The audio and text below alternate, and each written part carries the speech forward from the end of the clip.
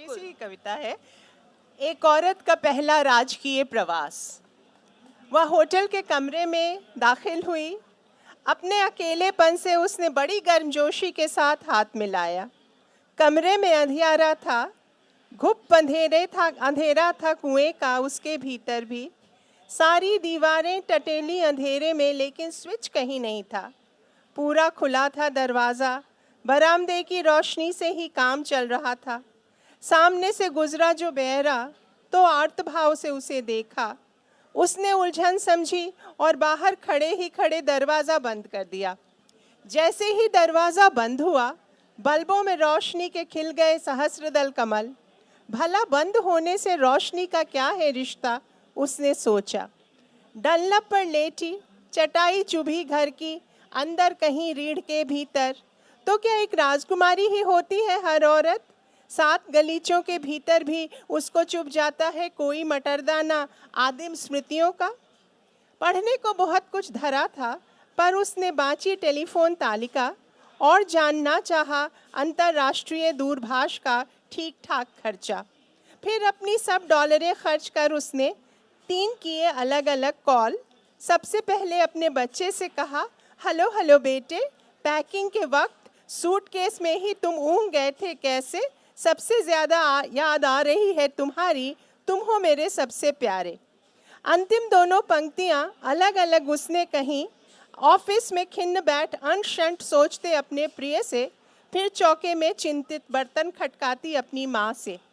अब उसकी हुई गिरफ्तारी, पेशी हुई खुदा के सामने कि उसी एक जुबान से उसने 3 लोगों से कैसे ये कहा, तुम हो मेरे सबसे प्यारे। यह तो सरासर है धोखा, सबसे ज़्यादा माने सबसे ज़्यादा।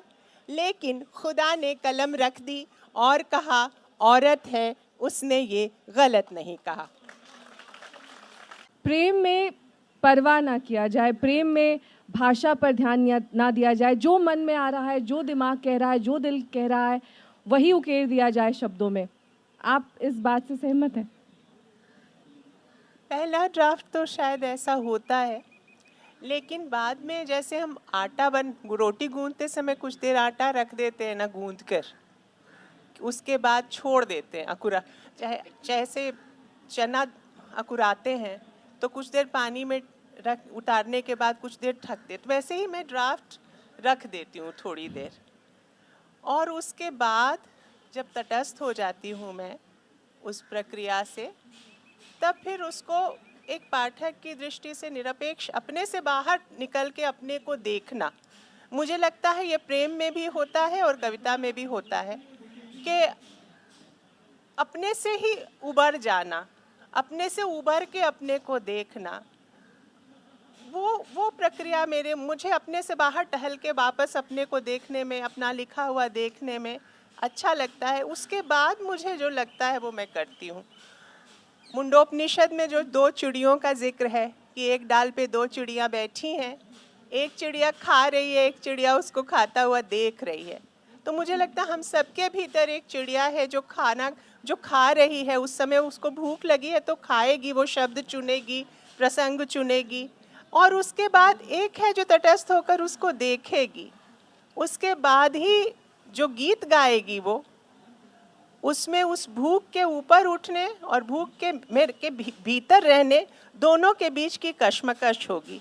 मुझे लगता है किसी भी कविता में तनाव या कश्मकश यही होती है। ऐसी कोई कविता, कोई गीत आपके जहन में आ रहा हो तो चंद लाइनें अगर आप कहना चाहें। अब याद करने को तो एक कविता है जैसे कि मैं एक दरवाज़ा थी, मुझे जितना पीटा गया मैं उतना खुलती गई। अंदर आए आने वाले तो देखा, चल रहा है एक बृहद चक्र। चक्की रुकती है तो चरखा चलता है, चरखा रुकता है तो चलती है कैंची सुई। गरज यह कि चलता ही रहता है अनवरत कुछ कुछ, और अंत में सब पर चल जाती है झाड़ू। तारे बुहारती हुई पहाड़, वृक्ष, पत्थर, सृष्टि के सब टूटे बिखरे कतरे जो एक टोकरी में जमा करती जाती है मन की दुछत्ती पर।